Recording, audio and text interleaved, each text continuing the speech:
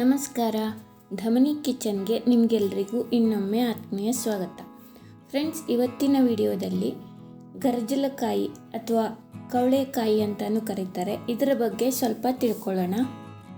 ಇದರ ವೈಜ್ಞಾನಿಕ ಹೆಸರು ಕ್ಯಾರಿಸಾ ಕರಾಂಡಸ್ ಅಂತ. ಕವಳೆಕಾಯಿ, ಗರಜಲಕಾಯಿ, ಕರಂಡೆ, ಹುಳಿಕಾಯಿ, ಇನ್ನು ಅನೇಕ ಹೆಸರಿಂದ ಇದನ್ನು ಕರೀತಾರೆ. ಬೇಸಿಗೆ ಕಾಲದಲ್ಲಿ ಮಾರ್ಚ್ ತಿಂಗಳಿಂದ ಮೇ ಜೂನ್ವರೆಗೂ ಇದರ ಹಣ್ಣು ದೊರೆಯುತ್ತದೆ. ನೋಡಲು ಕಪ್ಪು ದ್ರಾಕ್ಷಿಯಂತೆ ಕಂಡರೂ ಇದು ಗಾತ್ರದಲ್ಲಿ ಸ್ವಲ್ಪ ಚಿಕ್ಕದಾಗಿರುತ್ತೆ.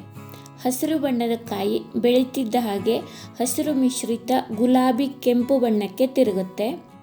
ಪೂರ್ತಿಯಾಗಿ ಹಣ್ಣಾದಾಗ ಇದು ಪೂರ್ತಿ ಕಪ್ಪಾಗತ್ತೆ. ಹಣ್ಣಿನಲ್ಲಿ ತೆಳ್ಳನೆಯ ಅನೇಕ ಚಿಕ್ಕ ಬೀಜಗಳಿರುತ್ತವೆ. ಹಣ್ಣಿನಲ್ಲಿ ವಿಟಮಿನ್ ಸಿ ಇರುವುದರಿಂದ ಇದು ಆರೋಗ್ಯಕ್ಕೂ ತುಂಬ ಒಳ್ಳೆಯದು. ಇದರಲ್ಲಿ ಅನೇಕ ಔಷಧೀಯ ಗುಣಗಳು ಕೂಡ ಇವೆ.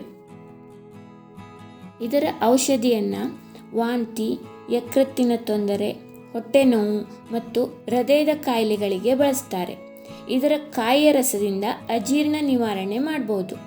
ಇದರ ಎಲೆಯ ರಸ ಮತ್ತು ತೊಗಟೆ ಕಷಾಯ ಜ್ವರಕ್ಕೆ ಉತ್ತಮ. ಹೊಟ್ಟೆ ಹುಣ್ಣು, ಬಾಯಿ ಹುಣ್ಣು ಮತ್ತು ತುರಿಕೆಗೆ ಇದರ ಬೇರನ್ನು ಉಪಯೋಗಿಸ್ತಾರೆ. ಇದು ಕಾಯಿ ಇದ್ದಾಗ ಕೊಯ್ದರೆ ಇದರ ತೊಟ್ಟಿನಿಂದ ಬಿಳಿಯಾದ ಹಾಲು ಒಸರುತ್ತದೆ. ಕವಳಿಕಾಯಿಂದ ಅನೇಕ ರೀತಿಯ ಅಡುಗೆಗಳನ್ನು ಮಾಡ್ತಾರೆ. ಇದು ತುಂಬ ಹುಳಿ ಇರೋದ್ರಿಂದ ಇದರ ಉಪ್ಪಿನಕಾಯಿ ತುಂಬ ಚೆನ್ನಾಗಿರುತ್ತೆ. ಬನ್ನಿ ಇವತ್ತಿನ ವಿಡಿಯೋದಲ್ಲಿ ಇದರ ಉಪ್ಪಿನಕಾಯಿಯನ್ನು ಹೇಗೆ ಮಾಡೋದು ಅಂತ ನೋಡೋಣ. ಅದಕ್ಕೂ ಮೊದಲು ಫ್ರೆಂಡ್ಸ್, ನೀವು ನನ್ನ ಚಾನಲ್ಗೆ ಹೊಸಬರಾಗಿದ್ದರೆ ಅಥವಾ ಇಲ್ಲಿವರೆಗೂ ಸಬ್ಸ್ಕ್ರೈಬ್ ಮಾಡಿಲ್ಲ ಅಂದರೆ ಇವಾಗಲೇ ಸಬ್ಸ್ಕ್ರೈಬ್ ಮಾಡಿ, ಹಾಗೆ ಪಕ್ಕದಲ್ಲಿರೋ ಬೆಲ್ ಐಕಾನನ್ನು ಕೂಡ ಪ್ರೆಸ್ ಮಾಡಿ. ಇದರಿಂದ ನಾನು ಅಪ್ಲೋಡ್ ಮಾಡೋ ಯಾವುದೇ ವಿಡಿಯೋ ಕೂಡ ನಿಮಗೆ ಮಿಸ್ ಆಗಲ್ಲ. ಫಸ್ಟ್ ಇದನ್ನು ಕ್ಲೀನಾಗಿ ವಾಶ್ ಮಾಡ್ಕೋಬೇಕು. ಇದಕ್ಕೆ ಜಾಸ್ತಿ ಅಂಟಂಟು ಇರೋದ್ರಿಂದ ನೀಟಾಗಿ 2-3 ಸಲ ಚೆನ್ನಾಗಿ ತೊಳ್ಕೊಬೇಕು. ನಂತರ ಇದನ್ನು ಒಂದು ಕಾಟನ್ ಬಟ್ಟೆ ಮೇಲೆ ಹರಡಿ ನೀರನ್ನು ಒರೆಸ್ಕೋಬೇಕು. ಇದಕ್ಕೆ ಸ್ವಲ್ಪನೂ ನೀರಿನ ಅಂಶ ಇರಬಾರ್ದು. ಒಂದೊಂದಾಗಿ ನೀಟಾಗಿ ಒರೆಸಿ ಒಂದು ಜಾರ್ನಲ್ಲಿ ಹಾಕ್ಕೊಳ್ಳಿ. ಈ ಜಾರು ಕೂಡ ನೀಟಾಗಿ ಒಣಗಿರಬೇಕು, ನೀರಿನ ಅಂಶ ಇರಬಾರ್ದು. ಇದರಲ್ಲಿ 1 ಲೇಯರ್ ಗರಜಲಕಾಯಿ ಮತ್ತು ಸ್ವಲ್ಪ ಉಪ್ಪು, ನೆಕ್ಸ್ಟ್ ಮತ್ತೆ ಗರಜಲಕಾಯಿ 1 ಲೇಯರು ಮತ್ತು ಉಪ್ಪು, ಹೀಗೆ ಎಲ್ಲವನ್ನು ಹಾಕ್ಕೋಬೇಕು. ನಂತರ ಇದರ ಮುಚ್ಚಳನ ಗಟ್ಟಿಯಾಗಿ ಮುಚ್ಚಿ 1 ವಾರ ಹಾಗೆ ಇಡಬೇಕು. ಮಿಡ್ಲಲ್ಲಿ 1-2 ಸಲ ಮಿಕ್ಸ್ ಮಾಡಬೇಕು. ಕ್ಲೀನಾಗಿ ಒಣಗಿರೋ ಸ್ಪೂನಿಂದ ಮಿಕ್ಸ್ ಮಾಡಿ, ನೀರಿನ ಅಂಶ ಇರಬಾರ್ದು ಸ್ಪೂನಿಗೆ. 1 ವಾರ ಆದಮೇಲೆ ಇದರಿಂದ ಉಪ್ಪಿನಕಾಯಿ ಮಾಡ್ಕೋಬೋದು. ಉಪ್ಪಿನಕಾಯಿ ಮಸಾಲ ಪೌಡರ್ ಮಾಡೋದಕ್ಕೆ ನಾವಿಲ್ಲಿ ಒಂದು ಪ್ಯಾನನ್ನು ಬಿಸಿಗೆ ಇಟ್ಕೋತಾ ಇದ್ದೀವಿ. ಇದಕ್ಕೆ ಒಂದು 3-4 ಚಮಚ ಮೆಂತ್ಯ ಕಾಳನ್ನು ಹಾಕಿ ಸ್ವಲ್ಪ ಹುರ್ಕೋಬೇಕು. ಇದು ಸ್ವಲ್ಪ ಹುರಿದಾದ್ಮೇಲೆ ಇದಕ್ಕೆ ಒಂದು ಅರ್ಧ ಚಮಚದಷ್ಟು ಕಾಳು ಮೆಣಸನ್ನು ಹಾಕ್ತಾಯಿದ್ದೀವಿ. ಈಗ ಇದನ್ನು ಮತ್ತೆ ಹುರಿಬೇಕು. ನಂತರ ಇದಕ್ಕೆ ಒಂದು ಅರ್ಧ ಕಪ್ನಷ್ಟು ಸಾಸಿವೆ ಹಾಕ್ತಾಯಿದ್ದೀವಿ. ಈಗ ಇದು ಸಾಸಿವೆ ಚಿಟಪಟ ಅನ್ನೋವರೆಗೂ ಹುರ್ಕೋಬೇಕು. ಉರಿ ಸಣ್ಣ ಇಟ್ಕೊಳ್ಳಿ. ಹೈ ಫ್ಲೇಮ್ ಇದ್ದರೆ ಸೀದೋಗೋ ಚಾನ್ಸಸ್ ಇರುತ್ತೆ. ಸೊ ಲೋ ಫ್ಲೇಮಲ್ಲಿ ಇದನ್ನು ಹುರಿಬೇಕು. ಇದು ಚಿಟಪಟ ಅಂದಮೇಲೆ ಸ್ಟವ್ ಆಫ್ ಮಾಡಿ ಇದಕ್ಕೆ 1 ಚಮಚದಷ್ಟು ಅರಿಶಿನ ಮತ್ತು ಅರ್ಧ ಚಮಚದಷ್ಟು ಇಂಗನ್ನು ಹಾಕ್ಕೋಬೇಕು. ಒಂದು ಸಲ ಚೆನ್ನಾಗಿ ಮಿಕ್ಸ್ ಮಾಡಿ ನಂತರ ಇದನ್ನು ತಣ್ಣಗಾಗೋದಕ್ಕೆ ಒಂದು ಪ್ಲೇಟ್ನಲ್ಲಿ ಹಾಕಿಟ್ಕೋತಾ ಇದ್ದೀವಿ. ಉಪ್ಪಿನಕಾಯಿಗೆ ನಾವಿಲ್ಲಿ ಬ್ಯಾಡಗಿ ಮೆಣಸನ್ನು ತೊಗೊಂಡಿದ್ದೀವಿ.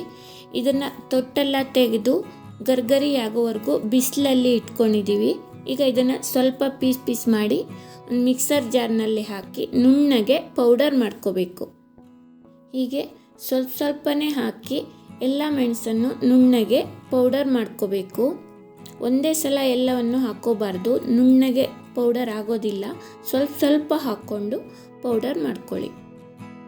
ನೆಕ್ಸ್ಟ್ ಅದೇ ರೀತಿ ನಾವು ಹುರಿದಿಟ್ಕೊಂಡಿರೋ ಮಸಾಲ ಐಟಮು ಕೂಡ ಮಿಕ್ಸಿ ಜಾರ್ನಲ್ಲಿ ನುಣ್ಣಗೆ ಪುಡಿ ಮಾಡ್ಕೋಬೇಕು. ಈ ಮಸಾಲ ಪೌಡರನ್ನು ಕೂಡ ಮೆಣಸಿನ ಹಿಟ್ಟಿಗೆ ಸೇರಿಸ್ತಾ ಇದ್ದೀವಿ. ನೆಕ್ಸ್ಟ್ ಇದನ್ನು ಚೆನ್ನಾಗಿ ಮಿಕ್ಸ್ ಮಾಡಬೇಕು. ಮಸಾಲ ಪೌಡರ್ ಮತ್ತು ಚಿಲ್ಲಿ ಪೌಡರ್ ಎರಡು ಚೆನ್ನಾಗಿ ಹೊಂದ್ಕೋಬೇಕು. ಅಲ್ಲಿವರೆಗೂ ನೀಟಾಗಿ ಮಿಕ್ಸ್ ಮಾಡ್ಕೊಳ್ಳಿ. ಒಂದು ವಾರ ಮೊದಲೇ ಉಪ್ಪಿನಲ್ಲಿ ಹಾಕಿಟ್ಟಿರೋ ಗರಜಲಕಾಯನ್ನು ಒಂದು ಬೌಲ್ನಲ್ಲಿ ಹಾಕ್ಕೋಬೇಕು. ನೋಡಿ, ಇದು ನೀರಿನಂಶ ಎಲ್ಲ ಬಿಟ್ಟು ಚೆನ್ನಾಗಿ ಚಿರಿಟ್ಕೊಂಡಿದೆ. ಇದನ್ನು ಕಟ್ ಮಾಡಿ ಬೇಕಿದ್ರೆ ಹಾಕ್ಕೋಬೋದು, ಹಾಗೆ ಇಡೀತಾಗಿ ಕೂಡ ಹಾಕ್ಕೋಬೋದು.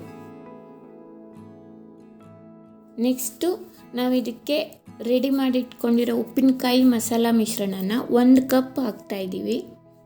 ಇದಕ್ಕೆ ಉಪ್ಪು ನೀರನ್ನು ಸ್ವಲ್ಪನೇ ಸೇರಿಸಿ ಮಿಕ್ಸ್ ಮಾಡ್ಕೋಬೇಕು. ಎಷ್ಟು ಬೇಕು ಅಂತ ನೋಡಿಕೊಂಡು ಹಾಕ್ಕೊಳ್ಳಿ. ನಿಮಗೆ ಇದರಲ್ಲಿರೋ ಉಪ್ಪು ನೀರು ಸಾಲಲ್ಲ, ಇನ್ನು ಜಾಸ್ತಿ ಬೇಕು ಅಂದರೆ ಉಪ್ಪು ನೀರನ್ನು ಎಕ್ಸ್ಟ್ರಾ ಬತ್ತಿಸಿ ಹಾಕ್ಕೋಬೋದು. ಇದನ್ನು ಚೆನ್ನಾಗಿ ಮಿಕ್ಸ್ ಮಾಡಿ ಆದಮೇಲೆ ಇದಕ್ಕೆ ಒಂದು ಒಗ್ಗರಣೆ ಹಾಕ್ಕೋಬೇಕು. ಒಗ್ಗರಣೆಗೆ ನಾನು ಕೊಬ್ಬರಿ ಎಣ್ಣೆನ ಯೂಸ್ ಮಾಡ್ತಾಯಿದ್ದೀನಿ. ಇದಕ್ಕೆ ಸ್ವಲ್ಪ ಸಾಸಿವೆ ಮತ್ತು ಇಂಗು ಬೇಕಿದ್ದರೆ ಹಾಕ್ಕೋಬೋದು. ನಾವು ಮಸಾಲಾಗೆ ಹಿಂಗೆ ಹಾಕಿರೋದ್ರಿಂದ ನಾನಿಲ್ಲಿ ಮತ್ತೆ ಹಿಂಗನ್ನು ಹಾಕ್ತಾಯಿಲ್ಲ. ಈಗ ಇದನ್ನು ಚಟಪಟ ಅಂದಮೇಲೆ ಉಪ್ಪಿನಕಾಯಿಗೆ ಸೇರಿಸಿದ್ರೆ ಆಯಿತು. ಒಂದು ಸಲ ಚೆನ್ನಾಗಿ ಮಿಕ್ಸ್ ಮಾಡಿ. ಈಗ ಇದನ್ನು ಒಂದು ಜಾರ್ನಲ್ಲಿ ಹಾಕಿ ಬೇಕಾದವಾಗ ಯೂಸ್ ಮಾಡ್ಕೋಬೋದು. ಗರಜಲಕಾಯಿಂದ ಸುಲಭವಾಗಿ ಟೇಸ್ಟಿ ಉಪ್ಪಿನಕಾಯಿ ಹೇಗೆ ಮಾಡೋದು ಅಂತ ನಿಮಗೆಲ್ಲ ಈ ವಿಡಿಯೋ ಇಷ್ಟ ಆಗಿದೆ ಅಂದ್ಕೋತೀನಿ. ಇಷ್ಟ ಆದರೆ ಒಂದು ಲೈಕ್ ಮಾಡಿ, ಕಮೆಂಟ್ ಮಾಡಿ, ಹಾಗೆ ನಿಮ್ಮ ಫ್ರೆಂಡ್ಸ್ಗೆಲ್ಲ ಶೇರ್ ಮಾಡಿ. Thank you for watching. Meet you in the next video. Until then, take care. Bye.